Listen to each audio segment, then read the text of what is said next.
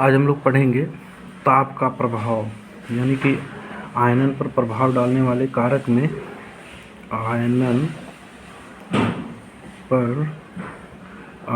पर प्रभाव डालने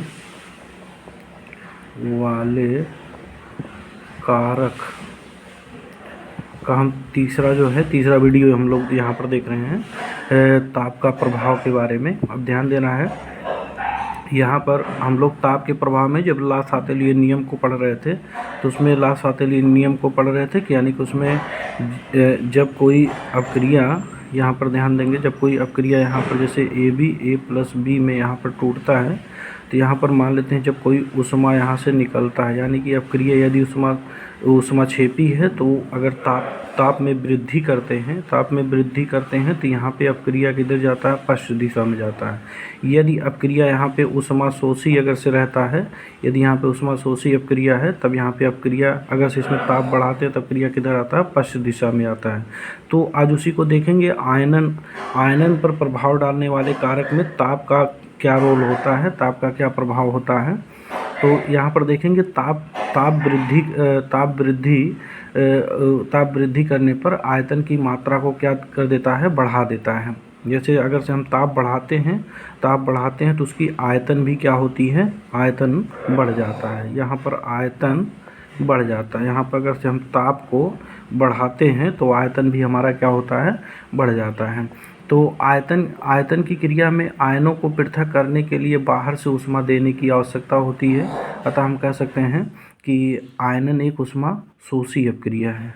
यहाँ पर आयनन जो होता है, आयनन एक ऊष्मा शोषी अपक्रिया होता है, एक ऊष्मा शोषी क्रिया है, एक ऊष्मा शोषी अपक्रिया है। अब यहाँ पर हम लोग अभी हम लोग बात किए थे, यदि यहाँ पे ऊष्मा शोषी अपक्रिया होगा तब यहाँ पे ताप अगर से बढ़ाते हैं तो ताप बढ़ाने पर अपक्रिया किधर जाएगा, अपक्रिया अग्र दिशा में जाएगा। अगर से यहाँ पे ऊष्मा शोषी है तो यहाँ पर ये लिखा गया है। तो आयनन एक ऊष्मा शोषी क्रिया होता है। तो आयनन यहाँ पर ऊष्मा शोषी क्रिया होने के कारण यदि यहाँ पर इसमें ताप को हम बढ़ाते हैं तो अपक्रिया हमारा किधर जाएगा, अग्र दिशा में जाएगा। अपक्रिया अग्र दिशा में जाता है, या कह सकते हैं अपक्रिया अग्र दिशा की ओर विस्थापित होता है। तो इसलिए हम कह सकते हैं ताप बढ़ाने पर, ये आयनन के केस में हम लोग बात कर रहे हैं। यदि कोई अपक्रिया आयनों में वियोजित होती है तो उस पर ताप का क्या रोल होता है। तो ताप बढ़ाने पर आयनन की मात्रा क्या होता है, आयनन की मात्रा बढ़ जाता है। इसी प्रकार से हम लोग अगला कारक पढ़ेंगे। अगला कारक जैसे यहाँ पर कह सकते हैं विलयन का सांद्रण। यहाँ पर विलयन का सांद्रण, अब यहाँ पर ध्यान देना है विलयन की सांद्रण पर क्या प्रभाव होगा। सांद्रण का मतलब उसका गाढ़ापन, विलयन कितना गाढ़ा है, कितना मतलब कंसंट्रेट है, कितना डाइल्यूट है, तो उसी को यहाँ पर हम लोग देखेंगे। तो यहाँ पर कह सकते हैं किसी वैद्युत अपघट्ट के विलयन में उसके आयनन की मात्रा उसके सांद्रण पर निर्भर करती है। यहाँ पर कोई भी पदार्थ विलयन की सांद्रता पर निर्भर करता है, विलयन कितना डाइल्यूट है या कितना कंसंट्रेट है। तो मान लेते हैं कोई द्विअंगी या बाइनरी वैद्युत अपघट्ट के मोलों की संख्या, यहाँ पर ये लिख देते हैं, यहाँ पर माना एक द्विअंगी या उसी को बाइनरी के नाम से जाना जाता है, बाइनरी वैद्युत अपघट्ट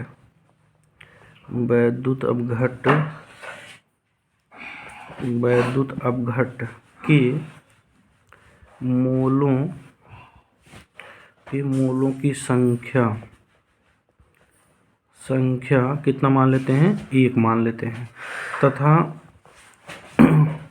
वियोजन की मात्रा, यहाँ पर वियोजन की मात्रा यहाँ पर अल्फा मान लेते हैं, अल्फा है। तब मान लेते हैं हमारा इक्वेशन क्या है, AB है।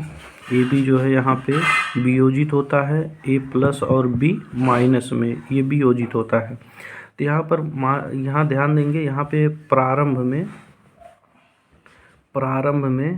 मोलों की संख्या प्रारंभ में मोलों की संख्या यहाँ पर कितना है, यहाँ पर 1 है। तो उस समय जब यहाँ पे प्रारंभ में मोलों की संख्या यहाँ पर 1 है, उस समय यहाँ पर वियोजित मात्रा कुछ नहीं था, यानी कि 0 था। यहाँ पर A प्लस 0 है और B माइनस भी 0 है। और इसी प्रकार से यहाँ पर देखेंगे साम्य अवस्था पर मोलों की संख्या, यहाँ पर हो जाएगा साम्य अवस्था पर, जब ये अपक्रिया साम्य की अवस्था में आ जाता है। साम्य की अवस्था का मतलब जब ये अणु और यहाँ पर ये आयन दोनों साम्य की अवस्था में आ जाते हैं, तो उसी यहाँ पर तो उस पर देखेंगे साम्य अवस्था पर मोलों की संख्या क्या होता है। मोलों की संख्या यहाँ पर ये कुछ मान लेते हैं, यहाँ पर वियोजित हुई मात्रा कितना है, अल्फा है। मान लेते पहले 1 था, 1 में से यहाँ पर अल्फा वियोजित होकर निकल गया, तो यानी कि यहाँ पर जो वियोजित हुई मात्रा यहाँ पर अल्फा है, तो ये भी मान लेते हैं ये क्या है, यहाँ पर यहाँ पर A की वियोजन मात्रा कितना है, अल्फा है, B की वियोजन मात्रा कितना है, अल्फा है। तो मान लिया कि विलयन का आयतन कितना है, V लीटर है। यहाँ पर मान लेते हैं, मान लिया विलयन का आयतन कितना है, V लीटर है। तब यहाँ पर तब इसलिए हम कह सकते हैं आयनन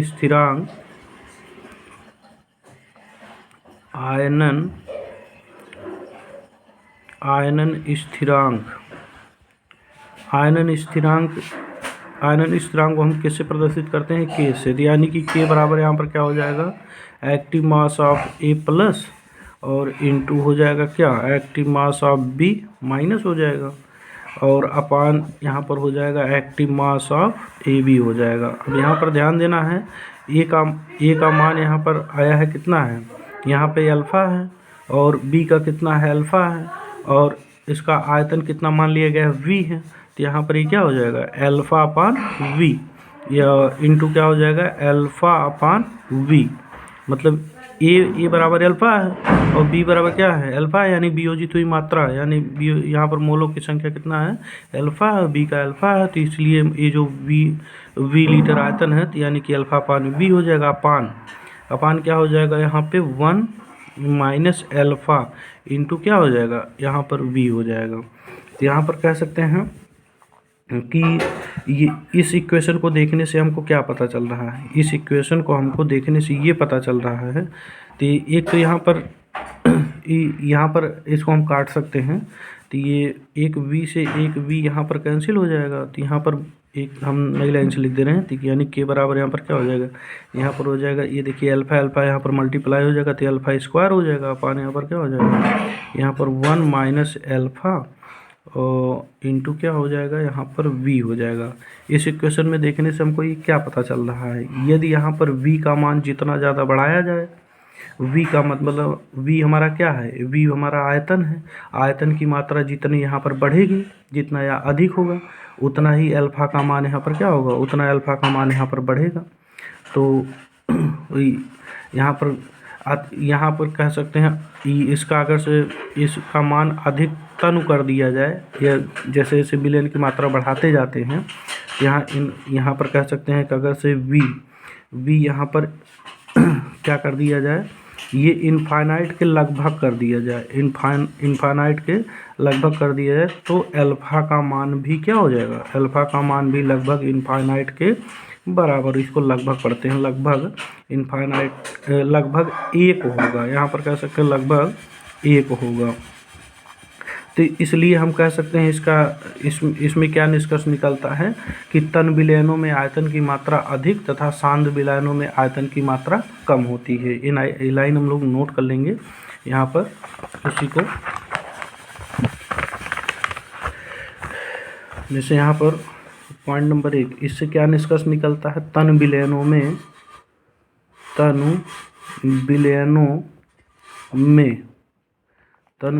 में आयनन की मात्रा आयनन की मात्रा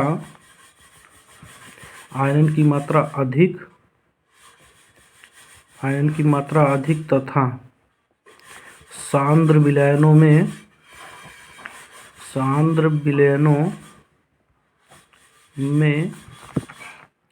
आयनन की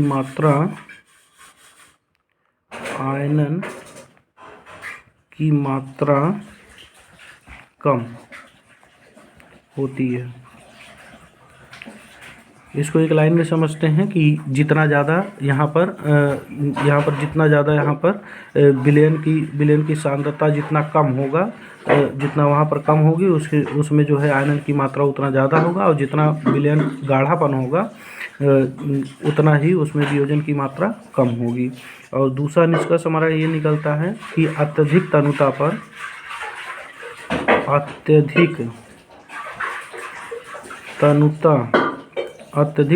पर सभी वैद्युत अपघट्ट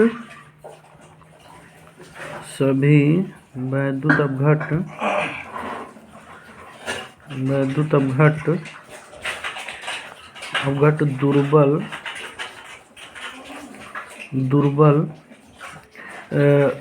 यहाँ पर सभी वैद्युत अपघट्ट दुर्बल अथवा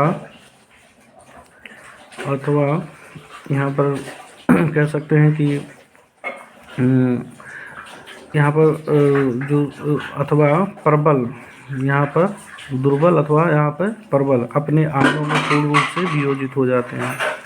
अपने आयनों में